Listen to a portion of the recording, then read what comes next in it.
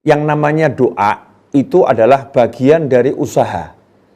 Yang namanya doa, zikir, ya, apapun itu, sholawat, istighfar, membaca ayat-ayat Al-Quran, atau bahkan khutmul Quran, itu adalah bagian daripada usaha. Jadi usaha untuk menggapai sesuatu, bukan sekedar dengan fisik kita bergerak sesuai aturan yang ada. Misal, kalau ada orang mau dapat makan, dia harus ke dapur, dia harus ke warung, ya ini fisik bergerak, itu bentuk usaha. Tetapi mulut, angkat tangan berdoa, minta sama Allah Ta'ala, itu juga bagian daripada usaha. Nah, contohnya dalam Al-Quran bisa kita lihat bagaimana Sayyidatuna Maryam alaihissalam. Sayyidatuna Maryam alaihissalam itu waktu kecil belum punya tanggung jawab, untuk mencari nafkah, maka beliau sibuk berdoa. Di kamar, di mihrab, dikunci oleh Nabi Zakaria alaihissalam, dikunci. Nggak ada orang bisa masuk, beliau nggak bisa keluar. Suruh fokus doa di mihrabnya, doa dan doa dan doa, zikir dan zikir dan zikir.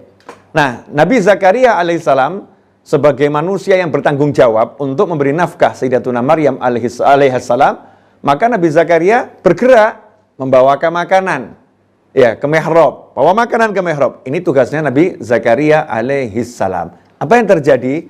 Kullama dakhala, setiap kali Nabi Zakaria alaihissalam masuk ke mihrab, buka itu kuncinya, buka pintunya, lihat Sayyidatuna Maryam alaihissalam, di sampingnya udah ada makanan.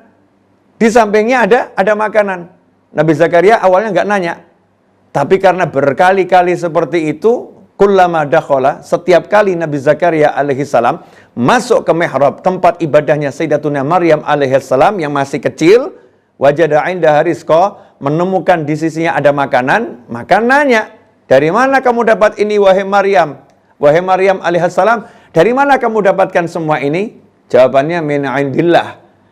Dari sisi Allah Ta'ala, makanan lo ini bukan jannah, bukan surga, bukan pahala, kita nggak bahas pahala, makanan. Ternyata Sayyidatuna Maryam alaihissalam butuh makan, nggak bekerja, ya nggak berusaha masak, nggak teriak-teriak panggil, wahai Zakaria saya butuh makan, panggil Allahnya, Allah kirimkan makanan. Nah ini usaha dalam bentuk doa, dan itu bisa di Al-Quran. Bukan di ucapan-ucapan ulama, bukan, tapi nas Al-Quran. Tapi beda ketika Sayyidatuna Maryam alaihissalam sudah dewasa, udah mengandung, ya, mengandung Nabi Isa alaihissalam, udah mengandung. Ada tanggung jawab ngasih nafkah, Allah ajarkan syariatnya bukan berdoa tanpa usaha zahir. Doa itu bagian daripada usaha. Allah ajarkan syariatnya bukan doa tanpa usaha zahir. Apa yang Allah perintahkan kepada Sayyidatuna Maryam alaihissalam? Allah katakan kepada Sayyidatuna Maryam alaihissalam, huzzi, goyangkan batang korma itu, nanti akan jatuh korma-korma yang segar, akan berjatuhan.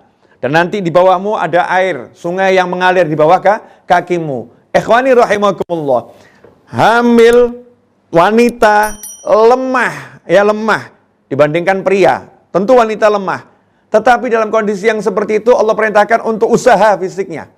Kita tahu Sayyidatuna Maryam alaihissalam zikirnya luar biasa. Kenceng wiridnya. Mintanya sama Allah nggak henti.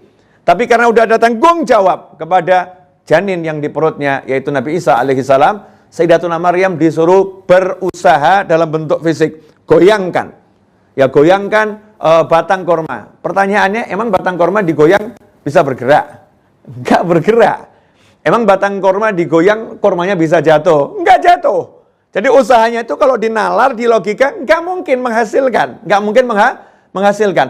Tetapi Allah memberi syarat. Kalau pengen aku jatuhkan, ya, buahnya itu aku jatuhkan, ada usaha fisik darimu. Gerakkan itu. Ya, gerakkan itu. Hasilnya apa? Cuman dipegang, ya digerakkan, nggak gerak. Buahnya dibuat berjatuhan oleh Allah Subhanahu wa Ta'ala. Dari sini, maka kita ambil kesimpulan.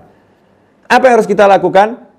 Berdoa dan berusaha jalan seiring. Ketika kita akan mulai usaha, kita doa dulu. Ketika kita sedang berusaha, kita doa dulu.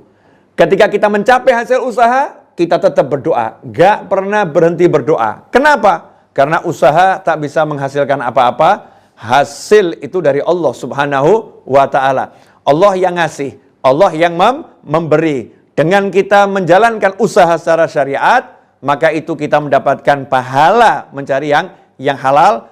Dengan kita berdoa, kita mendapatkan berzikir. Sampai suatu ketika ada perdebatan antara dua ulama.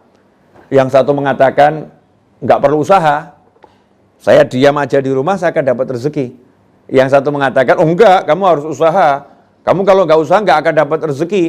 Akhirnya ulama tadi yang mengatakan cukup diam dapat rezeki berkata pada temannya, kamu keluar saja. Ya keluar, tinggalkan rumah ini, silakan kamu kerja. Saya mau tinggal di rumah. Nanti cek sore, siapa yang dapat rezeki.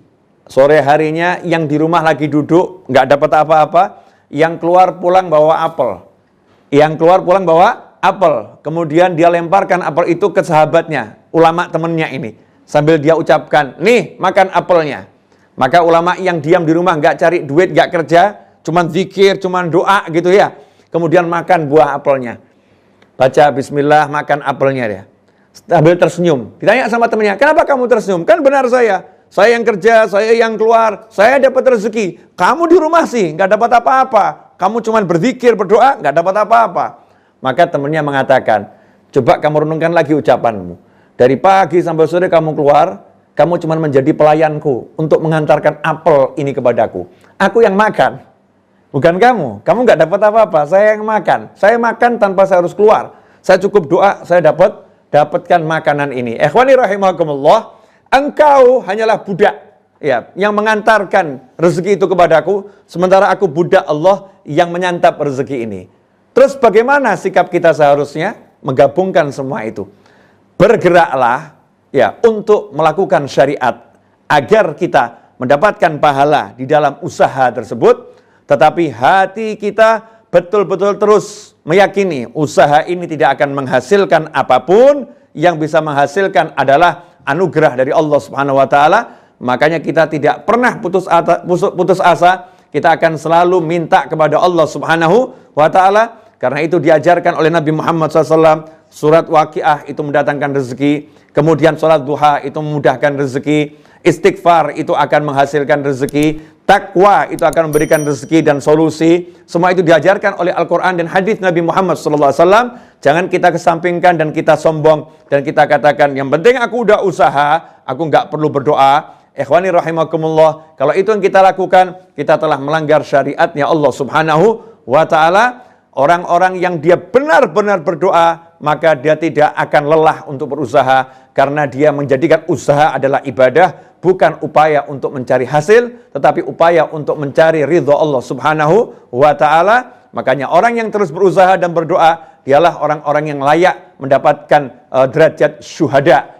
Pedagang yang jujur, dia adalah syuhada derajatnya dengan sama dengan syuhada menurut Allah Subhanahu wa ta'ala. Mudah-mudahan yang singkat ini 10 menit kita bersama tak terasa, mudah-mudahan berkah, mudah-mudahan manfaat. Teruslah berdoa dan teruslah berusaha, maka insya Allah hidup ini menjadi menyenangkan. Mohon maaf, mudah-mudahan berkah. Wa'alafu minkum.